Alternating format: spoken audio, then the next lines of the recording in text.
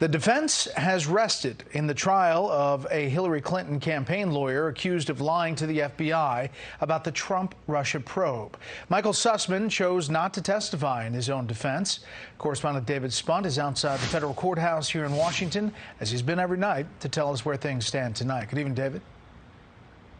Brett, two major developments in court today. The first, we know that closing arguments will kick out tomorrow. The second one is the fact that Michael Sussmann, despite what some people thought he ended up not testifying. But it was the first time, Brett, that we heard from Michael Sussmann directly in court as he stood before the judge, Christopher Cooper, and confirmed to the judge that he would not testify to defend himself on the stand.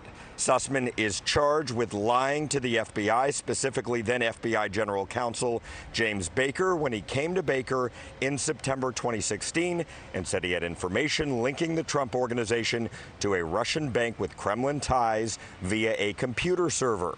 John Durham, the special counsel, says the actual lie is when Sussmann told Baker he was delivering the information on his own, not on behalf of any clients. Durham argues that Sussmann went on behalf of the Clinton campaign and says that billing evidence he showed jurors proves it. Sussmann's team says that he did nothing wrong and has had a long working relationship with the FBI and would never lie to the Bureau.